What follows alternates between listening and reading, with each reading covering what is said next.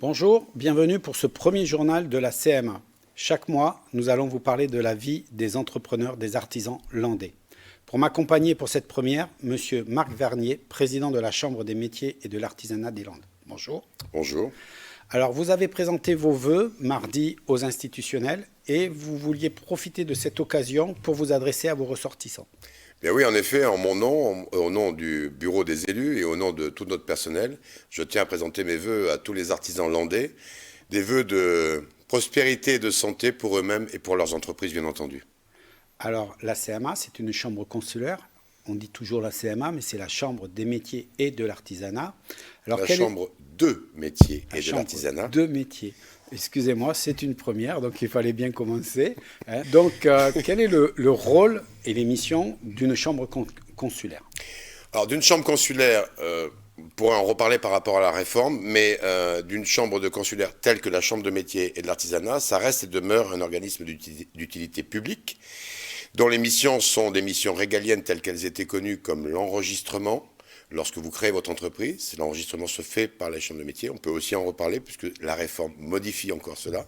Il reste que la Chambre de métier a un rôle de représentant auprès des services de l'État, auprès des partenaires de tout l'artisanat sur son territoire. Alors, ce qu'il faut bien comprendre, c'est qu'une chambre consulaire, c'est des artisans au service des artisans, c'est-à-dire que ce sont des gens qui sont élus par leur pairs. Oui, c'est une chambre paritaire, c'est-à-dire que ce sont des artisans qui sont élus par les artisans pour présider aux destinées de la chambre et à l'application de la politique qu'ils définissent. Le grand trait conducteur, c'est de soutenir l'entreprise. De représenter, de soutenir, d'aider au développement sur la vie de l'entreprise, de sa création jusqu'à sa transmission. Alors, il faut bien comprendre que la CMA va donc représenter les artisans auprès des institutions comme la préfecture, comme le conseil départemental. En effet. Alors, à cette occasion, on a été rencontrer Odile Lafitte, qui est la vice-présidente du conseil départemental des Landes. Bonjour, aujourd'hui je suis avec Madame Odile Lafitte, qui est vice-présidente du conseil départemental des Landes. Et vous êtes chargée de suivre l'économie, l'artisanat, le commerce. L'industrie aussi. Donc, pourtant, les compétences avec la loi NOTRe sont parties à la région. Donc, quel est votre rôle dans cette intervention? Tout simplement, le département, bien sûr, a perdu cette compétence, mais ne peut pas renoncer au fait d'aider toute cette activité économique sur le département. Et puis, avec la Chambre des métiers et de l'artisanat, nous partageons une volonté, c'est celle de vivre sur notre territoire et de faire vivre notre territoire, et donc de développer son activité économique. Alors, ça veut dire des actions sur le terrain, je présume. Quel type d'action vous pouvez être amené à mener? Alors, c'est selon les thèmes qui restent effectivement dans notre compétence ou dans la compétence générale. On peut par exemple citer, et c'est l'essentiel aujourd'hui, c'est la survie des commerces locaux, des petits commerces dans les centres-bourgs. Je parle des centres-villes et des centres-bourgs, parce que dans les centres-bourgs aussi, c'est une problématique aujourd'hui. Donc là, la revitalisation des centres-bourgs, c'est un thème entier qui est en train de traiter le département, puisqu'il a voté des mesures d'aide aux communes. Alors justement, pour aider, pour mener toutes ces actions, vous vous appuyez beaucoup sur la Chambre des métiers et de l'artisanat. On parle de partenariat, de collaboration. Vous pouvez un peu m'expliquer comment ça fonctionne, ce duo ? Alors, c'est des rencontres fréquentes, d'abord pour connaître les préoccupations. Moi, j'assiste à toutes les assemblées générales des fédérations, soit des boulangers, du boucher, voilà, de la restauration également. Donc, à l'écoute de leurs problématiques, on essaye effectivement de trouver des outils qui puissent les aider. Alors, quel type d'outils? Un ou deux exemples pour bien montrer comment vous travaillez en synergie avec la CMA? Je crois qu'il faut commencer par le commencement, c'est-à-dire la formation. Aider à faire connaître les métiers aussi, les métiers de l'artisanat. Bien souvent, ils sont décriés. Vous savez, c'était, hélas, si tu n'es pas bon élève, tu seras boucher, boulanger, carrossier, voilà. Donc, je crois que là, tout le monde doit travailler ensemble pour que les métiers soient effectivement attractifs, mais surtout les enfants les connaissent, parce qu'on s'est aperçu que les enfants ne connaissent pas les métiers. Vraiment, qu'est-ce qu'on fait dans ce métier? Que ce soit d'ailleurs pour les métiers de l'artisanat ou pour l'industrie, c'était exactement la même chose. Donc ça, c'est la première des choses. Voilà. Donc une aide au concours d'apprentis, les meilleurs apprentis landais, régional ou de France, puisque maintenant on les accompagne jusqu'au niveau national. Donc ça, c'est déjà bien. On fait une très très belle réception au département pour les valoriser, les mettre à l'honneur. Le métier manuel est un métier noble. Voilà, c'est ce que je crois qu'on doit tous porter comme un message. Ça, c'est le début. Et justement, aujourd'hui, l'artisanat, les métiers, l'industrie sont énormément concurrencés par le commerce, le e-commerce, par les grandes enseignes. Alors justement, quels sont les points forts qui peuvent attirer les jeunes dans la formation? Et après, pourquoi aller chez des artisans, des commerces, justement? Ça paraît tellement évident. Et heureusement qu'on y revient, c'est le contact humain, quoi. C'est-à-dire, je connais rien dans la viande. Donc quand je vais chez mon boucher, je lui demande, je peux avoir un peu de bœuf? Et il me dit quel morceau. Je ne sais pas, j'y connais rien. Mais je repars toujours avec un excellent morceau. C'est le contact. Et je crois qu'aujourd'hui, les gens reviennent sur le contact. Reviennent aussi parce que le lien direct avec ou l'artisan ou le producteur, c'est la sécurité de poser la question, dire qu'est-ce qu'il a mangé cet animal. Voilà, la sécurité sanitaire des aliments, aujourd'hui, ça parle aux consommateurs. Donc ça, l'artisan, il est capable d'expliquer où est-ce qu'il s'approvisionne, d'ailleurs souvent il l'affiche, comment il a travaillé ce produit, et puis présenter un produit final. Parce que nous portons aussi avec les artisans le souci de valoriser nos produits locaux et nos produits sous label de qualité. Alors, une des actions, parmi toutes celles-là, c'est justement de développer la marque Land et de développer des labels. Alors, pourquoi c'est important pour vous et pour la CMA de faire ces actions? Alors, je crois que c'est important. Alors, pour le label, vous parliez de label, effectivement, le comité départemental du tourisme, depuis cette année, dont j'assure la vice-présidence pour le tourisme de l'intérieur, a développé un réseau gourmand, les enseignes gourmandes. Et les artisans, les restaurateurs, les producteurs ont eu droit, pour ceux qui entraient dans les critères, à une labellisation. La symbolique, c'est un foulard avec des fourchettes et des cuillères. Et le consommateur sait que quand il entre, quand il passe ce pas de porte, il est assuré d'une qualité d'accueil, d'une qualité de produit, voilà. Donc ça, c'était quelque chose d'important. On a établi une carte qui est à disposition également des touristes qui arrivent sur le territoire et qui ne connaissent pas, qui ne savent pas où s'adresser. Donc, ils ont déjà un carnet d'adresses. Et puis, pour la politique aussi des produits locaux, on essaye de travailler avec AgriLocal, c'est-à-dire on invite les artisans à s'inscrire sur cette plateforme qui est assurée matériellement par le département entièrement, puisque la personne et le logiciel sont financés par le département, à adhérer, à s'inscrire pour que la restauration collective ait elle aussi un carnet d'adresses pour les produits locaux. Vous voyez, aujourd'hui à midi, j'étais à la cantine d'Amou, parce que la cuisinière qui s'appelle Chloé a fait son repas de Noël entièrement avec des produits locaux. Voilà. Alors, les produits locaux, on arrive aussi dans le système du circuit court, parce que de plus en plus, justement, les gens veulent consommer local, que ce soit au niveau institution, au niveau école, mais au niveau particulier. Est-ce que le département a une action aussi forte pour développer ce système? C'est la plateforme AgriLocal. Mais il faut pas confondre circuit court. L'artisan est dans le circuit court.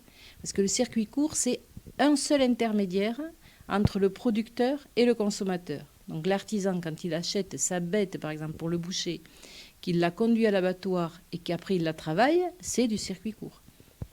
C'est vraiment de plus en plus important parce que c'est vraiment un travail. Et là, on voit que vous travaillez en partenariat, tourisme, entreprise CMA, département.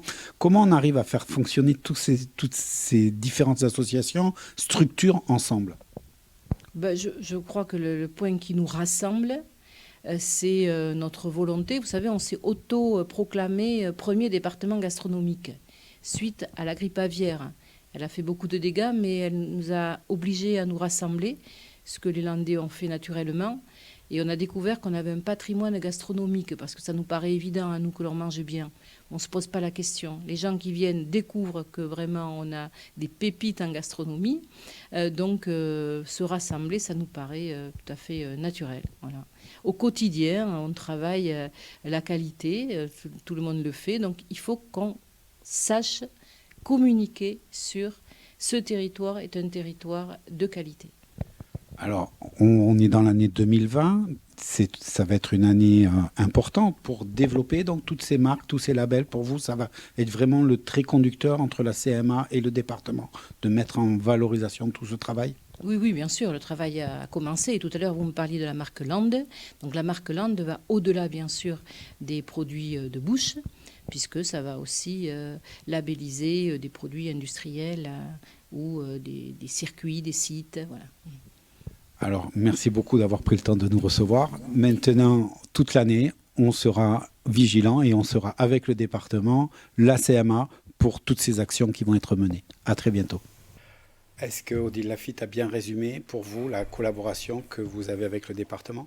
Oui, une chose qu'on peut ajouter, c'est que les réformes sont là. Le département et la région ont perdu certaines de leurs compétences à notre égard. La région a perdu la compétence du financement, notamment de nos apprentis et de leur éducation. Mais le conseil régional et le conseil départemental en particulier dans les Landes est particulièrement présent auprès de nous et nous resterons en collaboration. Comment on pourrait imaginer d'ailleurs évoluer l'un sans l'autre? Alors, dans cette interview, elle revient sur l'importance pour les artisans aujourd'hui de s'adapter justement à toutes ces évolutions, de valoriser. Il faut évoluer en permanence. Alors, dans les entreprises, avant on parlait du travail en lui-même. Maintenant, il faut maîtriser l'informatique, la communication, les réglementations qui n'arrêtent pas de bouger. Donc, comment justement la CMA accompagne tous ces artisans dans cette transition? Il était nécessaire de s'adapter pour accueillir mieux les créateurs d'entreprises et les artisans dans la vie de leur entreprise. On l'a dit tout à l'heure, le registre qui avant se faisait en présentiel peut maintenant se faire de manière informatisée. Est-ce que pour autant il faut laisser la machine faire le travail? Est-ce que tous les créateurs d'entreprises, tous les inscrits ou ceux qui veulent s'inscrire peuvent le faire? Évidemment que non. L'outil remplacera jamais l'humain et donc on est en train de s'adapter et nous créons notamment des points digitaux d'accueil de façon à assister le créateur, le repreneur dans ces démarches.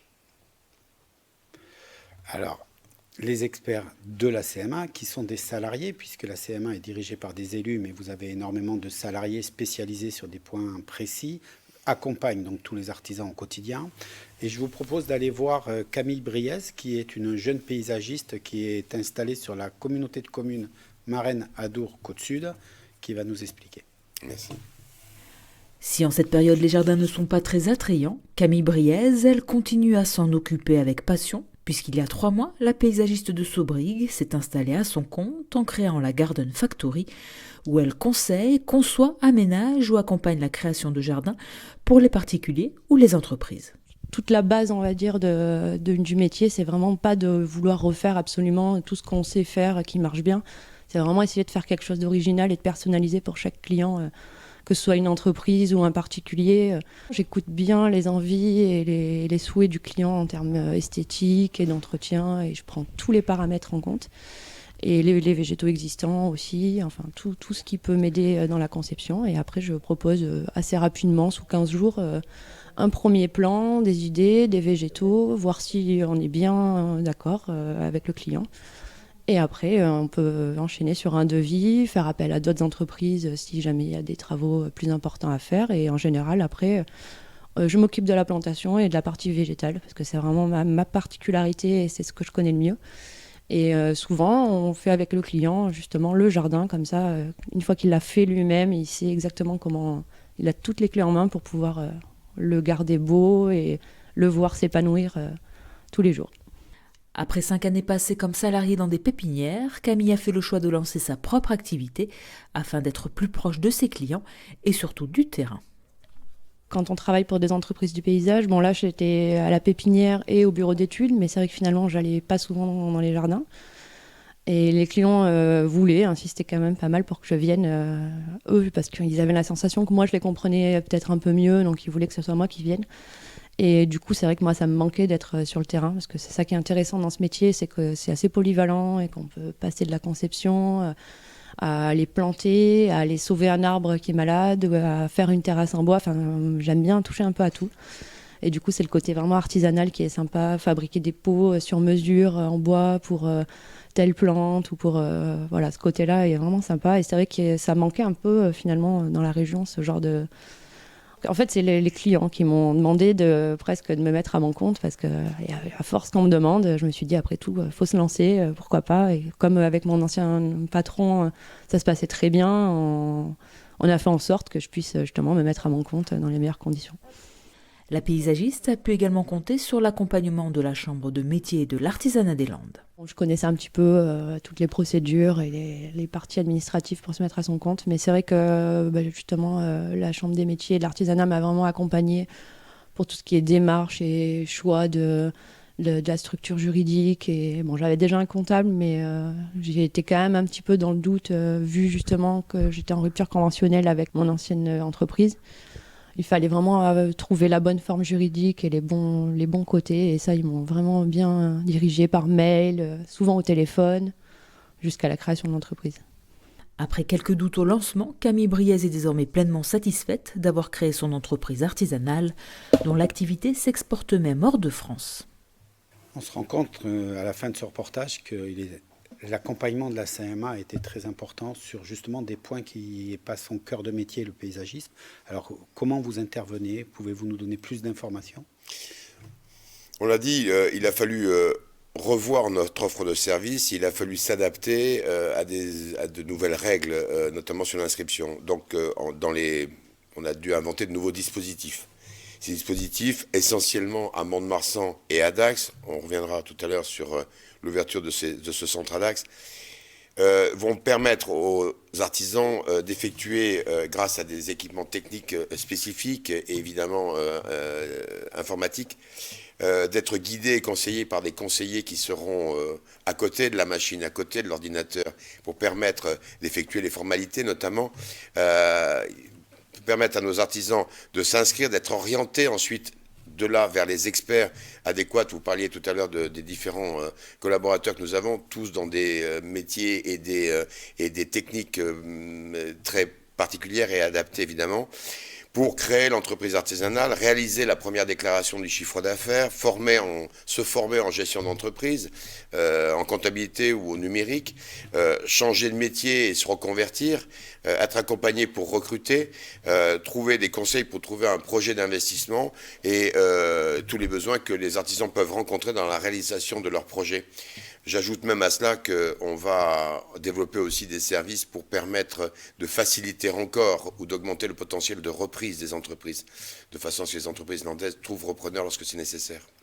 Et on se rend compte que vous n'en avez pas trop parlé, mais vous êtes en plein dans cette démarche-là, c'est qu'aujourd'hui, la communication est quand même quelque chose presque, je dirais, d'indispensable au niveau d'une entreprise, avec les réseaux sociaux, avec les flyers qu'on avait avant.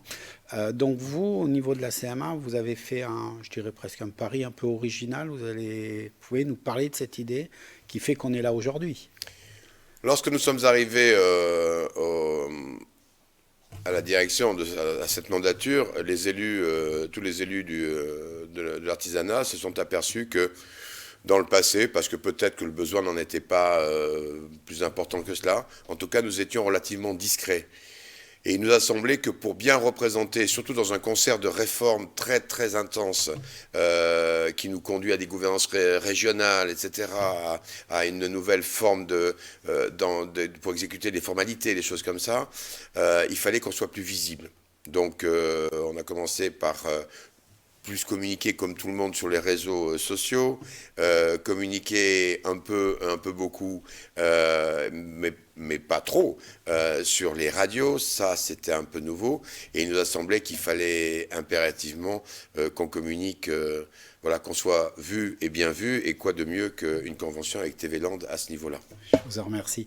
Alors justement, cette convention, elle parle de faire un journal par mois pour parler de la vie des artisans landais.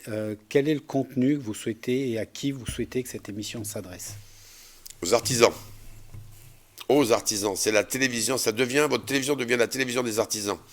Et j'espère que tous les artisans landais et tous ceux que je rencontre, je leur dis et je leur demande s'ils sont bien branchés sur TV Land. À partir de maintenant, il faut qu'ils soient impérativement branchés sur TV Land. Ce que je veux, c'est que les artisans soient au cœur de cette émission, que ce soit leur vie, leurs soucis, les besoins, qu'ils les expriment et que nous puissions, nous, y répondre. Montrer l'artisanat tel qu'il est aujourd'hui, avec ses forces, ses difficultés, ses évolutions. Alors, on va essayer, à travers des reportages, à travers des invités, tous les mois, on va aborder tous les thèmes sans exception, ou il y a vraiment des thèmes un peu plus forts que d'autres? Les thèmes, la priorité sur les thèmes, elle est très simple. Hein. C'est ce dont l'artisanat a besoin lorsqu'il est confronté à sa vie quotidienne et à ce que nous connaissons, nous tous, artisans, élus, mais aussi tout ce qui est nouveau, la numérisation, la digitalisation, toutes sortes de mots qui sont loin de notre ruelle ou de nos pétrins. Alors justement, puisqu'on parle de la digitalisation, la CMA à Mont-de-Marsan a refait complètement l'accueil pour des bornes numériques, pour que justement ça puisse répondre à ces nouveautés de formalités numériques. Est-ce que ça veut dire que je vais être obligé systématiquement de venir à Mont-de-Marsan quand j'ai une formalité numérique à faire? Alors d'abord, deux centres, Mont-de-Marsan c'est le siège. Dans le temps, le siège d'une chambre de métier ne pouvait être ailleurs que dans la préfecture. D'autre part, nous avons aussi, c'est un centre géographiquement dans un département très étendu, c'est important qu'on soit présent et en capacité de le faire ici. Un deuxième centre à Dax. Et dans un avenir assez proche, et grâce au conventionnement que nous avons mis en place avec les 18 EPCI, je rappelle à tous les Landais qu'il y a 18 EPCI, communauté de communes, communauté d'agglo, quelquefois on me demande ce que ça veut dire, donc je le dis, convention qu'on a passée avec eux, qui est une convention qui déjà nous permet d'être en proximité, et donc non, ça ne sera pas obligatoire de venir à Mont-de-Marsan ou à Dax, mais on pourra venir à Mont-de-Marsan ou à Dax, et on pourra aussi se présenter dans un avenir un tout petit peu plus lointain, mais très rapidement, et durant l'année 2020, grâce à ces conventions EPCI, dans les locaux de l'EPCI, pour demander à voir les correspondants et les agents de la Chambre de métier. Je rebondis, comme sur les PCI, et avec la signature de cette convention avec Chalos-Tursan, on peut dire qu'il n'y a pas longtemps, ils font partie dans ce nouveau système que vous êtes en train de mettre en place. Est-ce qu'on peut dire que justement vous avez essayé de faire un maillage complet pour que tout le monde puisse être servi? Vous avez déjà donné la réponse. Lorsqu'on nous a annoncé que nous allions passer à une gouvernance régionale, la réflexion chez nous a été immédiate. C'est totalement impossible. C'est la loi. On peut le faire. On doit le faire. On doit mutualiser les moyens, etc. Tout ce que vous voulez. Mais on n'est plus une chambre consulaire si on n'est pas en proximité de nos ressortissants. Et quoi de mieux que de prendre tout simplement la carte des Landes, c'est ce que nous avons fait, et nous sommes allés voir chaque EPCI pour leur proposer une convention cadre économique qui n'est absolument pas autre chose que la possibilité de mettre nos services à la disposition des communautés de communes qui, elles, venaient d'avoir la compétence économique, donc ils pouvaient avoir besoin de nous sur toute la partie artisanat sur leur territoire, et nous d'avoir ainsi la possibilité d'avoir les pieds dans le PCI, de s'y déplacer. Je vous rappelle que à la Max, par exemple, vous avez une permanence hebdomadaire. Dans d'autres, c'est une permanence mensuelle. Et toutes les EPCI qui nous le permettront, et nous, a priori, nous permettront toutes, puisque c'était ce qui était convenu, nous serons présents sur le PCI. Alors, parce que c'était une nécessité pour respecter notre devoir de proximité. De toute façon, nous n'avons pas vocation à rester derrière nos bureaux, nous avons vocation d'être au contact de nos ressortissants. Très bien. Donc là, le maillage est en cours ou il est fini? Le maillage est terminé. Donc vous pouvez aller dans les EPCI pour ça. Un des autres rôles de la CMA, c'est de récompenser les artisans sous différentes formes, comme celle que vous venez de faire. Vous avez décerné des prix aux artisans innovateurs dans le département. Alors vous avez honoré Jean-François Lassab, qui a le prix du nouveau procédé grâce à l'installation de panneaux photovoltaïques sur l'eau ce coup-ci. Patrick Bardon, qui lui a gagné le prix du nouveau produit en commercialisant un bateau, mais qui est propulsé par un jet ski, le Waveboat. Et puis on a Axel Layug, je m'excuse si je ne le prononce pas très bien, qui lui a obtenu le prix de l'innovation commerciale à travers sa société Axiom, spécialisée dans la domotique. Ils ont désormais rendez-vous à l'étape régionale le 20 février à Bordeaux pour essayer d'être les meilleurs de Nouvelle-Aquitaine après avoir été les meilleurs landais. Autre chose, la formation, comme vous en avez parlé, ça bouge beaucoup et donc vous avez le mardi 4 février la journée de l'apprentissage au centre de formation au métier de l'artisanat des Landes. Vous avez convié tous les partenaires à une matinée d'échange sur les incidences de la loi Choisir son avenir professionnel. Ça modifie énormément le système de la formation professionnelle. Donc à cette occasion, vous allez présenter la nouvelle organisation qui va être plus centrée sur les compétences, la personnalisation des formations et la relation entre le centre de formation et les entreprises. C'est un moment important pour vous ? C'est un moment très très important parce que cette notion, tout à l'heure, hier on parlait de CFA, Centre de formation des apprentis. Aujourd'hui, on parle de centre de formation au métier de l'artisanat. C'est tout à fait différent. Avant, nous n'étions en gros en charge que de l'apprentissage et de l'éducation par alternance de nos jeunes. Aujourd'hui, nos centres de formation sont ouverts à tous. Nos apprentis, évidemment, mais aussi des personnes qui désirent en conversion ou tout simplement pour apprendre un métier, mais le faire, j'allais dire presque à la carte. Il va falloir qu'on fasse et qu'on soit capable, et nous sommes aujourd'hui quasiment déjà en état de proposer des formations vraiment pour chaque individu en fonction de l'implication qu'il veut avoir, du rythme qu'il veut avoir pour atteindre cette formation autant sur des diplômes que sur des titres. Et ces centres de formation, oui, c'est une véritable réforme. Alors après la journée de l'artisanat, on a aussi la Caisse régionale des métiers de l'artisanat de la Nouvelle-Aquitaine en collaboration avec l'Institut national des métiers d'art. Alors là, on va parler des métiers d'art qui ne sont pas des métiers très connus et pourtant qui sont hyper professionnels, qui vont organiser la 14e édition des Journées européennes. Elle se tiendra cette année du 3 au 13 avril 2020 et elle aura comme thème « Matière à l'œuvre ». Alors si vous voulez participer, vous avez jusqu'au 2 février pour candidater sur le site journéesdesmétiersdart.fr. Alors toutes ces informations dont on a pu discuter tout au long de ce premier journal, on peut les retrouver sur les moyens de communication de la CMA qu'elle a déjà, c'est-à-dire sur le magazine Le Monde des Artisans, sur son site internet, sur les réseaux sociaux. Alors bien entendu, vous êtes sur Facebook, sur Twitter, sur Instagram, vous êtes partout. J'espère. Et maintenant, vous êtes sur TV Land. Marc Vernier, merci de m'avoir accompagné pour ce premier journal, puisqu'on arrive à la fin, et je vous donne rendez-vous le mois prochain. Alors le mois prochain, on aura comme thème l'apprentissage, puisque c'est vraiment un moment fort et un moment de choix important pour nos jeunes. Et on aura la présence de nombreux experts qui viendront répondre à toutes les questions qu'on peut être amené à se poser. Je vous remercie, je vous dis au mois prochain et à très bientôt. Merci.